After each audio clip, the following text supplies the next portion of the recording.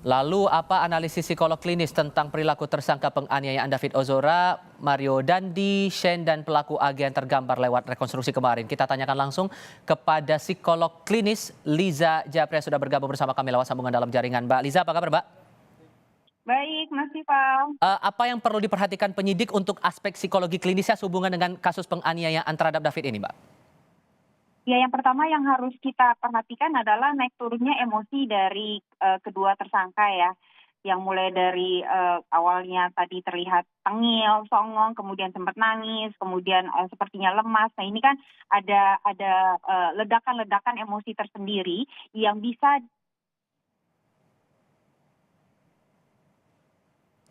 Mbak Liza, mohon maaf Mbak Liza.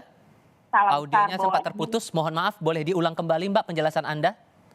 iya, yang harus diperhatikan sebenarnya adalah ketidakstabilan ditampilkan oleh kedua tersangka pria ya, bahwa mereka naik turun emosinya itu terlihat sekali dari yang tengil, songong, kemudian habis itu tampak sombong, tapi kemudian nangis, tampak lemas, tidak berdaya. Nah, ini antara bisa terlihat apakah mereka sedang mencari simpati, atau bisa juga mereka memang merasa bahwa realitanya baru menghentikan mereka, bahwa ini memang salah besar, kenapa aku melakukan itu, harusnya tidak demikian.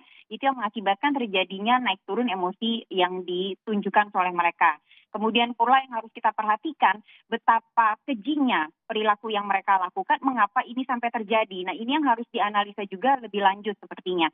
Kenapa? Karena untuk mencegah hal-hal seperti ini terjadi lagi ke depannya. Oke, tapi kalau melihat dari proses rekonstruksi yang berlangsung kemarin itu untuk peran masing-masing tersangka dan pelaku anak ini apakah sudah tergambar cukup jelas menurut Anda? Dari sisi apa? Kalau dari sisi aspek generasi mudanya, jadi gini, kita berbicara dulu mengenai generasi muda ya Mas Tifal ya.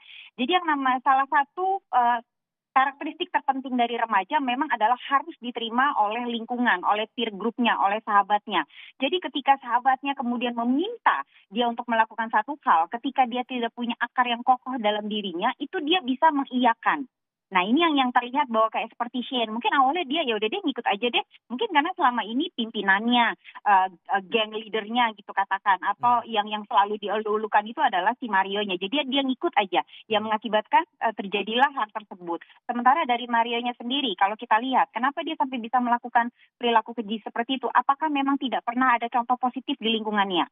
Kalau saya berbicara lingkungan, tidak hanya dari lingkungan keluarga ya, tapi lingkungan secara keseluruhan.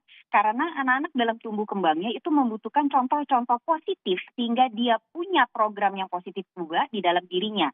Nah, sampai dia bisa melakukan ini, apakah tidak pernah atau paling tidak kurang sekali contoh-contoh positif itu sehingga perilaku negatif seperti ini bisa dia lakukan. Oke, melihat juga dalam proses rekonstruksi sempat ada selebrasi yang dilakukan oleh Mario Dandi Ya, setelah dilakukan penganiayaan itu dan untuk pelaku anak AG ini tampak membiarkan. Secara ya. psikologis ini Anda melihatnya gimana sebetulnya dalam peristiwa Nah, rangkaian peristiwa saat itu? ya, yang tadi saya katakan Mas Tifal, jangan-jangan memang ada satu konsep pemahaman yang kebolak-balik di dalam pemikiran dan program mereka di dalam lah, kayak komputer lah, saya selalu menganalogikannya demikian ya, bahwa hal itu tuh normal, bahwa kekejaman seperti itu ketika aku terganggu tuh nggak apa-apa. Begitu pula dengan pelaku AG, mungkin dia menganggap ada konsep ya kalau punya pacar yang baik itu yang membela pacarnya dengan sedemikiannya, padahal kan harusnya nggak demikian juga. Nah, konsep-konsep seperti ini yang berantakan sekali jelas ada di kepala para pelaku tersebut. Jadi apa yang benar jadi salah, yang salah jadi benar buat mereka. Yang mengakibatkan selebrasi itu kayak satu hal yang buat kita tentunya kok sampai bisa, kemana empati? Kemana rasa kasih mereka? Nah, kalau kita berbicara empati dan rasa kasih sendiri, itu adalah sesuatu yang dilatih. Sesuatu yang lingkungan, orang dewasa memberi contoh dan mengajarkan dan melatih anak-anak dari kecil berkaitan dengan empati, rasa kasih, nilai-nilai mana yang baik, mana yang benar. Nah, ini sepertinya yang sangat kurang dalam kehidupan ketiga pelaku tersebut. Oke, terakhir singkat saja Mbak, soal ekspresi. Tadi Anda sempat menjelaskan di awal kondisi emosional dari Mario dan Shane ini terlihat berbeda ketimbang saat dirilis oleh pihak Polres Metro Jakarta Selatan. Awalnya sempat tenang, tertunduk, tapi sekarang menunjukkan emosional, bahkan Mario waktu itu sempat menangis begitu ya. Anda merasa bahwa ini hal yang wajar mereka dilihat secara luas oleh publik, bahkan ada tangkapan media sehingga membuat ada guncangan emosional di dalam diri mereka? Karena mungkin pada awal-awalnya mereka masih dengan konsep program yang sama, yang lama tuh Mas Tifal, bahwa nggak apa-apa, tenang aja nanti aku juga diselamatkan kok oleh lingkungan, nggak apa-apa, ini nanti juga aku baik-baik aja. Jadi proses denial, bahwa yang mereka masih menyangkal bahwa yang mereka lakukan itu salah, bahwa mereka masih menganggap bahwa mereka akan diselamatkan. Jadi mereka masih ya seperti itu, tengil, cuek gitu, bahkan mungkin menampilkan perilaku-perilaku yang menyebalkan buat kita yang melihat. Nah, tapi kemudian seiring dengan berjalannya waktu, apalagi pada saat rekonstruksi, kemudian melihat juga respon-respon para penonton yang sekitar, itu kayaknya mereka sudah berada pada titik bahwa, ah, ya ampun beneran ya, aku akhirnya harus menghadapi mempertanggungjawabkan perbuatanku. Nah, ini juga mungkin yang sepanjang tumbuh kembangnya mereka tidak benar-benar pernah mendapatkan latihan bagaimana menerima konsekuensi atas perilaku yang mereka lakukan. Mungkin ketika dulu melakukan kesalahan, itu tidak ada diskusi dengan lingkungannya. Oke. Ketika kemudian mereka salah, bahkan mereka dibenarkan. Jadi Oke. hal-hal seperti itu. Oke, satu hal lagi yang mungkin harus saya tanyakan di sini, masalah posisi AG. Dia posisinya sebagai pelaku anak, tapi di sisi lain kita lihat posisinya dalam kejadian penganiayaan ini membiarkan, tampak cukup krusial. Sehingga menurut Anda dari segi psikologi klinisnya, pendekatan seperti apa yang harus dilakukan untuk menindak AG ini dalam proses hukumnya kemudian?